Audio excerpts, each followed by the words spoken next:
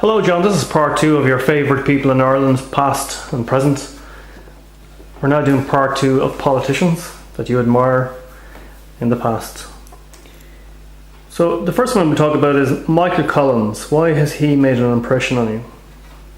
Michael Collins is a very important contributor to the Irish state as it exists today. He was the head of the delegation that achieved a treaty for the Irish Republic, the 26 counties of Ireland, dealing with Lloyd George, the Prime Minister of Britain. When he signed that treaty, which was a major improvement on what had been offered by way of home rule for this country, which was really quite useless because you would be still under the thumb of the British, and they could rescind laws that the local administration might introduce, similar to what the administration in the 6 counties in Northern Ireland operate under. They operate under with the favour of the British government in London. So Michael Collins did a very important job in a very important service to this country by negotiating this treaty, which was a marvellous undertaking. But when he signed that treaty, he's reputed to have said, "I've signed my death warrant." Now, this Michael Collins, this marvellous leader, that we didn't have the benefit of years of his experience in the administration of this country. He, in 1910, when he was still trying to dislodge this monolith of the British Empire from the backs of the Irish state, there was a price on his head by the police. The police authority in the Northern Ireland, in other words, the RIC, what they call the Royal Irish Constabulary. £10,000 was a price on his head because he was reputed to be leading the rebels. So he managed to elude capture by that price, equivalent to £1 million in today's money, if not more. A substantial amount of money which I haven't heard about discussed by the media or these people that often talk maybe about the past. That's a very important aspect of the importance of Michael Collins, that the authorities in Britain that were running this country at the time and running it badly put a price on this man's head because they regarded him as very important, and he could have been taken dead or alive. Now, this is the background to Michael Collins. So to sum him up, why you think? To sum him up, he became leader of the provisional government at that time when this civil war happened with De Valera and that side of the equation, brother against brother.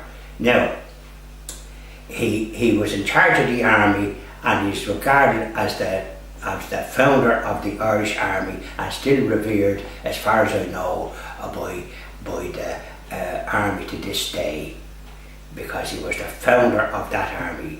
He was General Michael Collins. A very sad affair that he was killed in his own constituency in Cork, in Guggenbarra, a place I visited, and really I think he was a little unwise to step out of the armoured car that he was in. And he also died quite young. He did. Was he died 32? Quite young, and a state funeral. Pardon? What age was he when he was only 41. I thought he was younger. Okay. Maybe he was younger. No, I can't just. I'm not 100% sure, but he was younger and he was in his prime. He had just been in Macroom in County Cork, where he had spoken to people, and his attitude towards the Irish people was a marvellous attitude. He had spoken about it. It's on video or audio where he had spoken about people, and he was anxious to do the best for those people. He was a founder member of this country, a founder of the benefits we enjoy today.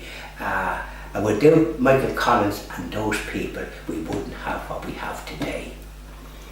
Padraig Pearse. Let's discuss Padraig. Padraig Pearse was a pacifist and a poet and an educationalist. He was another marvellous human being that was executed after the 1916 uprising. But prior to that, he was a teacher, he was a poet, he had a house in Connemara which he visited. He was a lover of the Irish and the Irish language and the Irish culture. He regarded the education of Irish people at the time as being malign and quite useless as regards the benefits and as regards the education of Irish people. He founded a school, St. Enda's in Rathfarnham, to give them the kind of education that they were being denied, and to show them the marvellous culture and traditions of our Irish ancestors, the island of saints and scholars. He was drawn into the struggle and took part in it, but he was a pacifist mostly. And he wrote a poem the night before his execution. He did. It sort of gives an indication of his mentality. He wrote a poem called The Wayfarer, a marvellous poem celebrating the qualities that he found in the country and in the Irish people, even though it had little or nothing. He wished to sort of highlight the marvellous history that they had and marvellous qualities. So he wrote The Wayfarer, a marvellous poem which can be read in any magazine, or if one looks up the internet and about Padraig Pearse and The Wayfarer. He wrote that the night before his execution. Even his executioner regarded his execution and that of his brother as a travesty. Okay. So, caused by this general in charge of the occupation at the time, General Maxwell. Sad to say, in Rathgar there's a name after that infamous general. Maxwell Road in Rathgar. That name should have been changed years ago. A dreadful indictment. Charles Stewart Parnell, a very big name.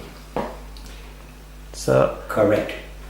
He was another marvellous leader. He was of the Protestant class, but he took on the liberation of this country and had many MPs, and actually was the leader of the Nationalist Party at that time. Monster meetings throughout the country wherever he went, including in Kells, County Meath, where we have our offices. Now, Charles Stewart was the leader of the Nationalists in the Parliament in London, and kept the Liberal government in power during that time, and was able to get concessions for this country, including the Home Rule, which we never got. Okay.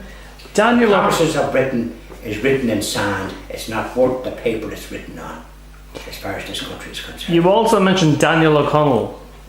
He's one of your favourites. Daniel O'Connell was known as the Liberator. He was one of the few Catholics that qualified as a barrister, a very important barrister and defender of Catholic rights. He was from Kerry, County Kerry, and was instrumental in getting what was called Catholic emancipation for Ireland. That is, that Catholics could practice their religion and have their children educated in Catholic schools, which heretofore had been denied them. Okay. Eddie McAteer. He was another important man in Northern Ireland. He was the leader of the Nationalist Party in Northern Ireland during that very difficult period in the 1950s, while there was still discrimination against Catholics in that jurisdiction.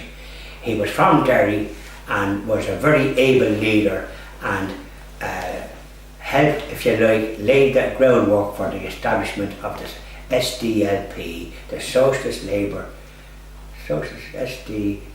Democratic Labour Party, as its full title.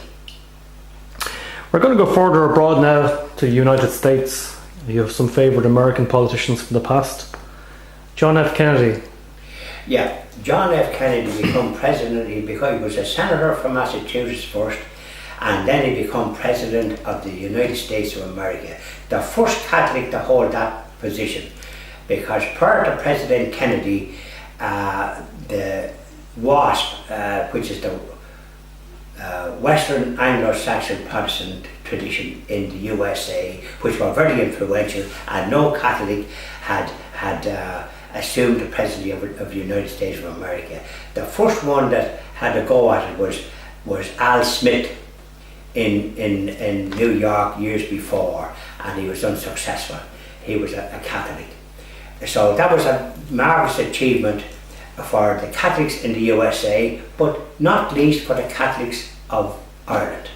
Okay, so Ronald Reagan, President Ronald Reagan, and Martin Luther King, why are they important to you? Well, President Ronald Reagan, he was his forefathers, his great grandfather, come from Ballyporeen in County Tipperary. He was in the media. He had been a film star, and then he was governor of California, but he eventually became president of the United States of America. A man with Irish roots from his parents and his mother's area. A man that didn't get the welcome in Ireland that he was entitled to, because the media turned against him, which they've done down the years. So he was an Irish man that did well. Correct. Okay. And finally, Martin Luther King. Martin Luther King was a preacher and a great leader of the black community in the United States of America. The black people in America hadn't got civil rights. They couldn't travel on buses, had to give up seats to white people, and they were discriminated against. He was a charismatic leader and was the person that actually gave civil rights to the black people in the United States, and President Kennedy and his brother Robert Kennedy helped to bring it about also. Thank you very much, John. That brings to an end our discussion on politicians and your favourite politicians. Thank you. Thank you.